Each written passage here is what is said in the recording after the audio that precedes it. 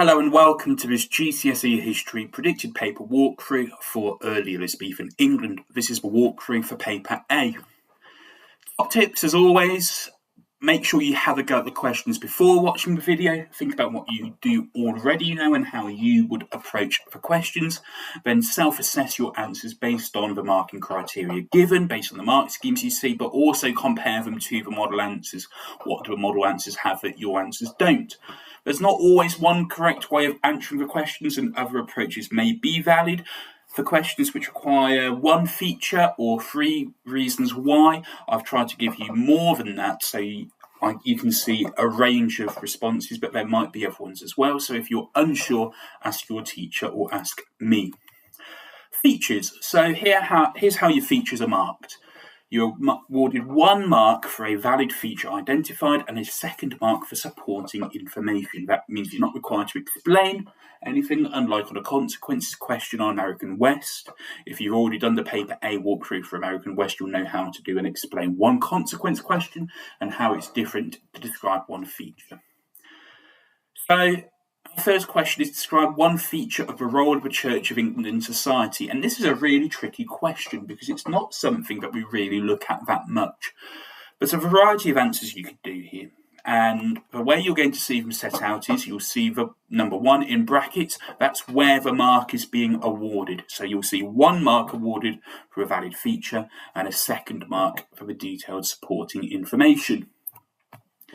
Here's your first feature you could have gone for. So the church ran its own courts. That'll get you 1 mark. And then the 2nd mark for they heard cases on moral issues such as marriage disputes and sexual misconduct. So, for example, the church would rule on whether a man was already married before they tried to marry another woman.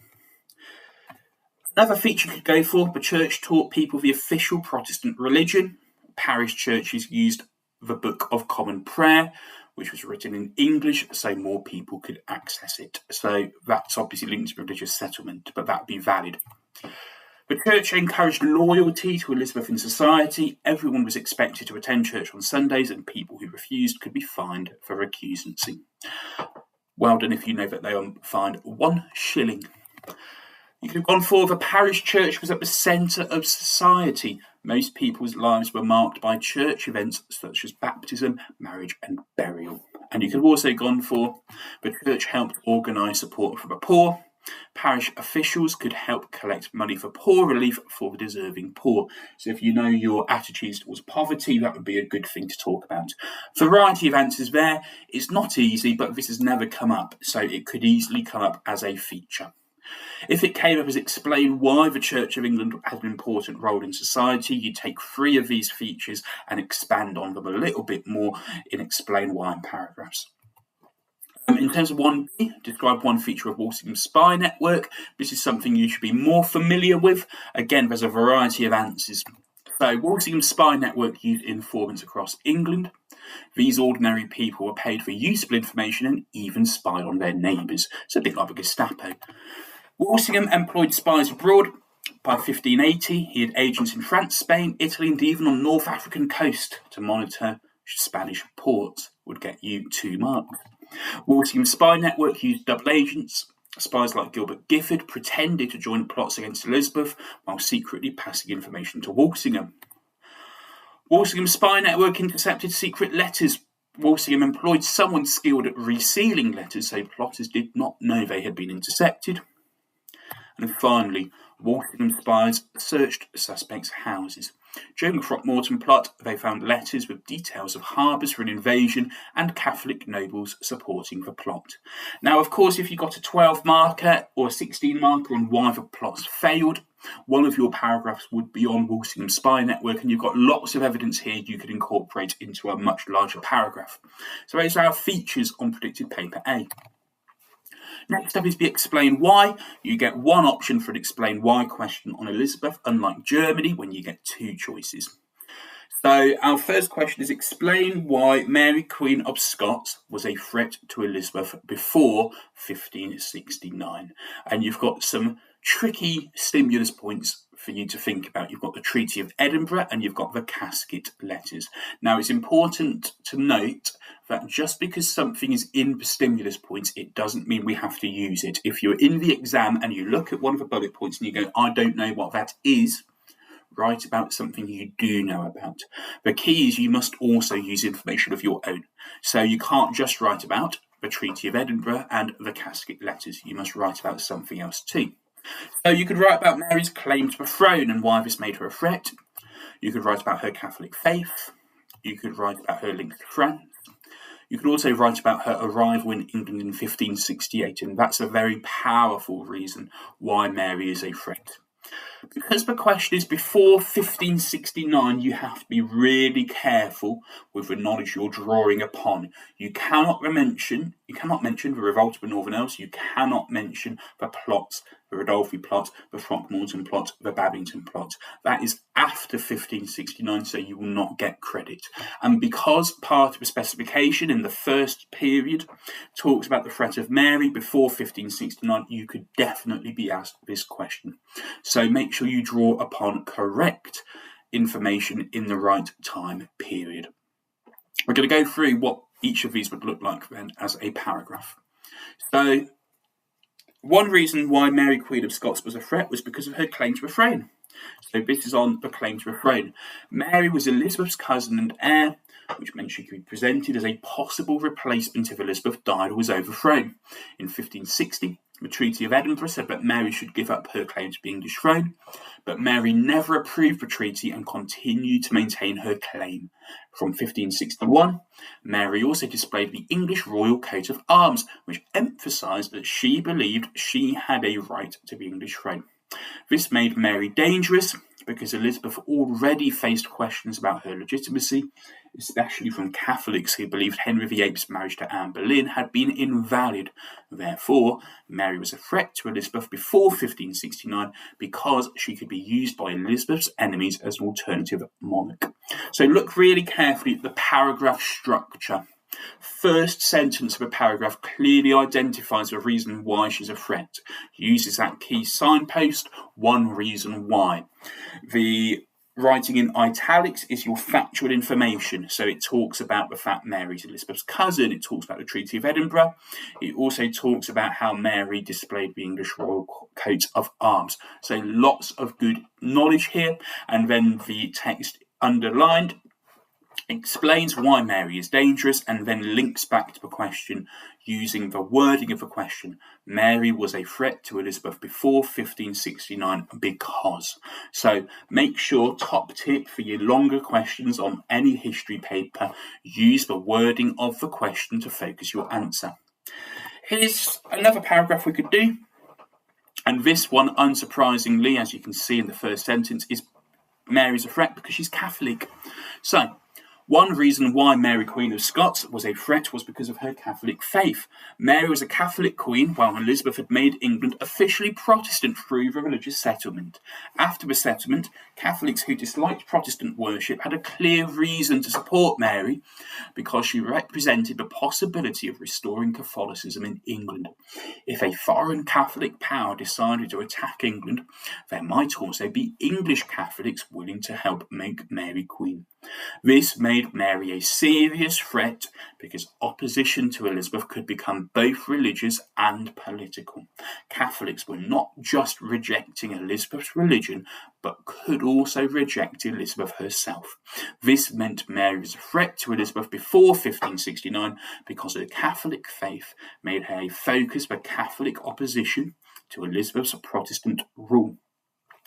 So this paragraph draws upon the religious settlement and Elizabeth's changes to religion, and then uses the fact that because Mary is a Catholic and Elizabeth is a Protestant, Mary was a focus for Catholic opposition. Another thing we could talk about is her link to France, and she's got several links to France. And one of the things that isn't mentioned in this paragraph, because there's not enough space, is the old alliance between France and Scotland. That would also be worth drawing upon. So this paragraph says, one reason why Mary, Queen of Scots, was a threat was because she had strong links to France. When Mary was young, she married Francis, the son of a French king, and lived in France. While Mary was absent from Scotland, Scotland was ruled by her French mother, Mary of Guise. In 1559, when Protestant nobles took control of Scotland from Mary of Guise, France threatened to intervene, and Elizabeth only supported the Scottish Protestant lords because she feared France controlling Scotland. This made Mary dangerous because France was a powerful Catholic country and could potentially use Mary's claim to the English throne to put pressure on Elizabeth. This meant Mary was a threat to Elizabeth before 1569 because her French connections meant her claim to the throne could become an international danger, not just a domestic problem. So that would be a third thing to write about. And then my favourite thing to write about would be arrival in England in 1568. So here is the thing that if you know your stuff, you should be writing about, because this is your best knowledge. One reason why Mary, Queen of Scots, was a threat was because she arrived in England in 1568 and became Elizabeth's direct responsibility. Mary fled to England in May 1568 after being forced to abdicate. Elizabeth had a difficult choice because Mary was her cousin, an anointed monarch, which means chosen by God, and someone who had broken no English laws. While an English court met to consider whether the casket letters proved Mary had been involved in the murder of her husband, Lord Darnley, the court could not reach a conclusion. This made Mary a major problem because Elizabeth could not safely prove Mary guilty, but she could also not confidently declare her innocent, so Mary was kept in prison in England. This meant Mary was a threat to Elizabeth before 1569 because her arrival and imprisonment in England gave Elizabeth's enemies a rival queen they could try to rescue, support, or use against Elizabeth. It's worth remembering as well, although you can't write about it in this answer, one of the aims of the revolt of the Northern Earls in 1569 was to free Mary from prison. So those are 4 potential paragraphs you could write for this question. Explain why Mary, Queen of Scots, was a threat to Elizabeth before 1569. Remember, you only need to write about 3 things. You must use information outside of the bullet points, but you don't have to use the bullet points if you don't know what they are. So that's our 12 marker. Finally, how far do you agree? You get a choice of 2 questions here. So here are the ones I put on paper A. So poor Spanish planning was the main reason for the defeat of the Spanish Armada in 1588. How far do you agree? And the desire to attack Spanish settlements was the main reason for the Virginia expedition in 1585. How far do you agree? So the Spanish Armada is much easier to write about compared to reasons for the Virginia expedition. However, that factor in the statement in part I, poor Spanish planning. If you don't know about poor Spanish planning before the Armada, then that's going to make your life more difficult. With the other one, if you don't know your reasons for Virginia, it's definitely worth revising. Previous papers have looked at why the Virginia expedition failed, but not reasons for it.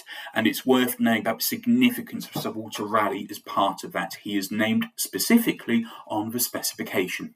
So we're going to look first at question I, and then we'll look at question II. So, Spanish planning was the main reason for defeat of the Spanish Armada in 1588. How far do you agree? We have our first bullet point, which is the Duke of Medina Sidonia. Now, the Duke of Medina Sidonia was the leader of the Spanish Armada, unlike his predecessor, the Marquis de Santa Cruz, who had never lost a naval battle in 50 years. Medina Sidonia had no experience of fighting at sea, and to make it even worse, he was seasick. So definitely poor Spanish planning. This would be part of our agree paragraph. We'll then have the English use of fire ships, and this definitely isn't poor Spanish planning. So we'd use this as part of our disagree paragraph, and this would be most likely on a paragraph about English tactics. But we must also use information of our own. So we could talk about resources. We could also talk about the thing which I'm going to talk about, which is the weather. So this is the knowledge I'd be using, and what agrees and what disagrees. Also worth noting, you can write 1 agree paragraph and 2 disagree paragraphs and still agree overall. If you think that your agree paragraph outweighs your 2 disagree paragraphs, then you can definitely agree overall. So if we focus first on our agree paragraph on the poor Spanish planning. we've got 4 key points. First of all, the plan depended on precise coordination between the Armada at sea and the Duke of Parma's army on land in the Netherlands. Secondly, Parma's 20,000 troops were waiting in the Netherlands and needed crossing barges which needed protection from the Armada. Thirdly, Calais was not a secure port, and the Armada was exposed while waiting there, which then leads to the English using the fire ships. And then finally, the plan was for the Duke of Medina Sidonia to lead the Armada, but he was inexperienced and seasick. Now, we might not have time in a paragraph to use all 4 of those points. I'll probably focus on the first 3 and writing about them, but that's the sorts of things you could be writing about. In terms of English tactics, so the English tactics of firing cannon from long range prevented the Spanish from getting close and boarding the English ships. So because the cannon could fire from further away, the English could keep their distance. Great tactic. Secondly, the English saved their cannonballs for a battle of Gravelines or Gravelines because they could fire 6 times more than the Spanish, leading to a decisive victory with 1,000 Spanish sailors killed. And then finally, the Earl of Nottingham sent 8 fire ships towards the Armada at Calais, which remember is not a secure port, and this caused the Spanish crews to cut their anchors and scatter, breaking their tight crescent formation. So we can see some interplay already between the poor Spanish planning, waiting in an insecure port, and the English tactics. So you've got to think which of these matters more for the defeat of the Armada. And then to add to this, we've got our third disagree paragraph, which is on the weather. So, key points. The wind sent the English fire ships towards the Spanish at Calais. The Spanish sailors were not used to rough seas and bad visibility at the Battle of Gravelines. They were far more used to the calm Mediterranean. After Gravelines, the wind changed direction and pushed the Armada into the North Sea, which stopped the Spanish returning through the Channel, and only 80 ships made it back to Spain as the fleet was destroyed by storms off the coast of Scotland and Ireland. So we can see here how the weather destroyed the Armada's chances of victory. We start though with an introduction. I'm going to show you what an agree and a disagree introduction would look like depending on which way you sit on this question. Here's our agree introduction. So if you agree overall, you would write something like this. I agree with the statement because poor Spanish planning was the main reason the Armada failed, as the plan depended on too many uncertainties and weaknesses. English tactics and the weather made the defeat worse, but poor planning was more important because it meant the invasion was unlikely to succeed even before fire ships or storms caused further damage. So here it's not just saying that we agree, it's saying why we agree, why the poor Spanish planning outweighs other factors. So for a disagree introduction, we'd see the opposite. We'd see why, yes, poor planning is important, but it's less important than other factors and why other factors are more important. Here's our disagree introduction. It says, I disagree with the statement because English tactics and the weather were more important than poor Spanish planning in causing the Armada's defeat. Although the Spanish plan was weak, the Armada only truly collapsed after English fire ships broke its formation at Calais and storms wrecked more than 40 ships on the journey home. So we can see here that yes, the plan was weak, but the defeat of the Armada lay much later on in the chronology. Here's what an agree paragraph might look like on poor Spanish planning, and you can see that it's topped and tailed in bold this time. So the start and the end of the paragraph are in bold. That's because these are the aspects which focus on the wording of the question. In italics, we have the key knowledge. Underlined, we have the explanation of how it led to a defeat. So our agree paragraph says, I agree with the statement because poor Spanish planning was a major reason for the defeat of the Spanish Armada. The Spanish plan was for the Armada to sail up the English Channel to Calais, where it would meet the Duke of Parma's army from the Netherlands. Parma would then cross the Channel in barges protected by the Armada before landing in England. However, this plan depended on accurate communication between Medina Sidonia at sea and Parma on land, even though Parma's army was not ready when the Armada arrived. The plan was also weak because the barges were vulnerable and Calais was not a secure port for the Spanish fleet to wait in.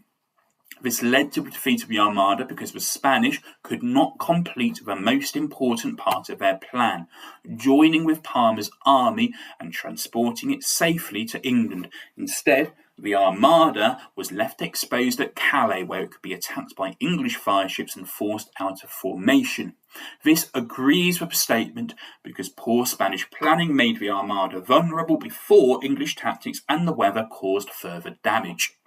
So it's well explained about how the poor Spanish planning allowed the tactics and the weather to do their job. So clearly the planning is more important. Here's a disagree paragraph on English tactics. So it's structured in exactly the same way, except the focus is, of course, on how it disagrees, not how it agrees. So it says, I disagree with the statement because English tactics were also a major reason for the defeat of the Spanish Armada. The Spanish fleet sailed in a strong crescent formation, but the English avoided close fighting and used faster, more manoeuvrable ships to attack from a distance. English guns also had a longer range and could fire more quickly, while the Spanish wanted to get close enough to board English ships. The most important English tactic was the use of fire ships at Calais, when 8 unmanned ships were set alight and sent towards the Spanish fleet. This led to the defeat of the Armada because the Spanish cut their anchors and scattered, breaking the crescent formation that had protected them in the Channel. Once the formation was broken, the English could attack more effectively at the Battle of Gravelines, where Spanish ships were badly damaged. This disagrees with the statement because poor Spanish planning created a vulnerable situation at Calais, but English tactics directly break the Armada's formation and stopped it linking with Parma. So we have a comparison between factors here to see how tactics is more important than planning. We could also see that we haven't necessarily used all of our knowledge here. We haven't talked about the fact that the cannon could fire six times more quickly. We just said more quickly. That's absolutely fine. Our final paragraph then, another disagree paragraph, would be on the weather. So we have got, I disagree with the statement because the weather was another major reason for the defeat of the Spanish Armada. After the Battle of Gravelines, the wind changed direction and blew the Spanish fleet into the North Sea, meaning it could not return safely through the English Channel. The Armada therefore had to sail home by going around Scotland and Ireland, even though many ships were already damaged and short of supplies. Storms then wrecked more than 40 Spanish ships off the coast of Scotland and Ireland, and only about 80 ships made it back to Spain. This led to the defeat of the Armada because the weather turned a failed invasion into a disastrous retreat.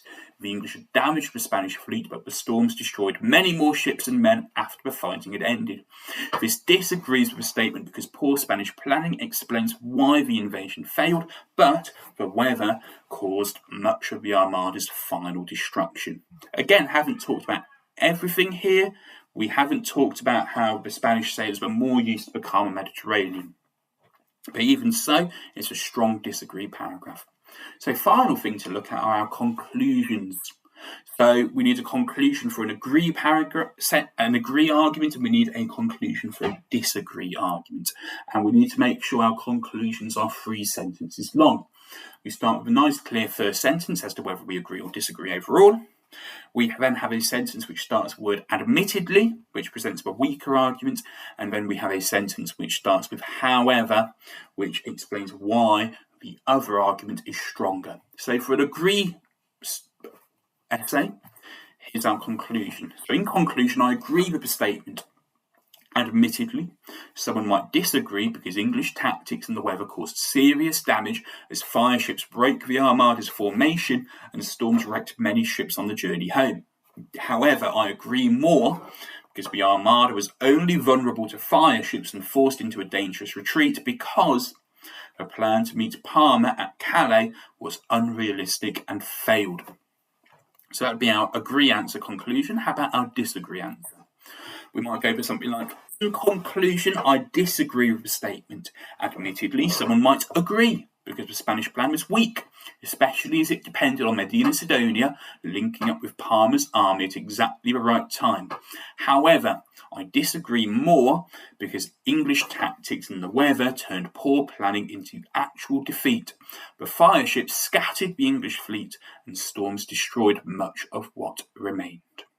So again, this disagreed conclusion explains why the tactics and the weather were more important than the poor Spanish planning. So that's our first choice of 16 marker, the easier question if we know our poor Spanish planning. How about this one then? The desire to attack Spanish settlements was the main reason for the Virginia expedition in 1585. Here's how we might go about this one then. So we have our agree paragraph on attacking Spain. It's really important to note, though, that the specific question, talks about the desire to attack Spanish settlements. Now, a settlement is a place on land. A settlement is not a ship or a treasure fleet full of ships. So we can only talk about settlements in our agree paragraph.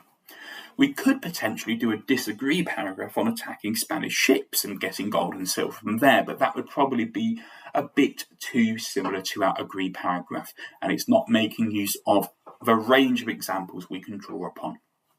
So, for our agree paragraph, attacking Spain. Well, Virginia would be England's first permanent base in the New World, and that would make it easier for English ships to attack Spanish settlements to gain wealth, resources and power. We can also say that Virginia was close to both Florida and the Caribbean, which were controlled by Spain, and English privateers such as Drake had already shown that Spanish power in the New World could be attacked. Circumnavigation, for example, which made the idea of an overseas base more attractive. So those would be the sorts of things we'd write about in our agree paragraph on attacking Spanish settlements.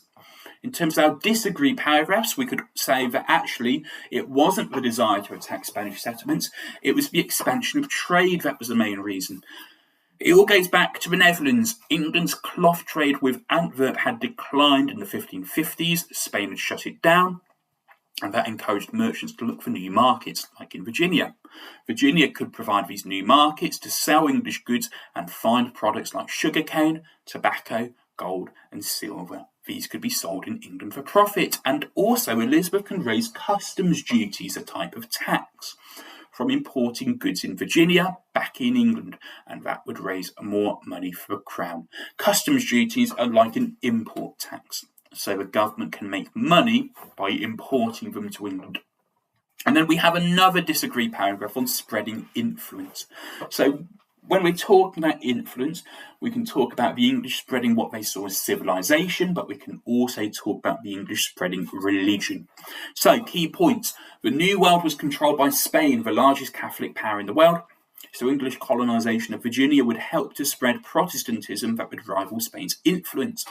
The colony was named Virginia after Elizabeth, the Virgin Queen, which symbolically spread Elizabeth's authority into the New World. A permanent presence in America would increase Elizabeth's power and prestige, and colonization could spread English so-called civilization, English laws, and English language. So let's have a look at our introduction first of all. An agree introduction would look like something like this. So it says, I agree with the statement because the desire to attack Spanish settlements was the main reason for the Virginia expedition, as a colony in the New World could become a permanent English base for challenging Spain's empire. Expansion of trade and spreading English influence were important, but they were closely linked to this anti-Spanish aim because weakening Spanish control would also open up new opportunities for English wealth and power. So again, the introduction doesn't just say that it agrees, it explains why it agrees. It compares the factor in the question we're agreeing with to the other factors and explains why the factor in the question is more important. Our disagree introduction does the opposite. It says, I disagree with the statement because expansion of trade and spreading English influence was more important reasons for the Virginia expedition than simply attacking Spanish settlements. Although a colony could help England threaten Spain's New World Empire, Raleigh's wider aim was to create a profitable, permanent settlement that would increase England's wealth, status, and long-term overseas power. So that introduction explains why our two other reasons are more important comparatively to the factor in the question. Here's our agree paragraph then. We have, I agree with the statement because the desire to attack Spanish settlements was an important reason for the Virginia expedition in 1585.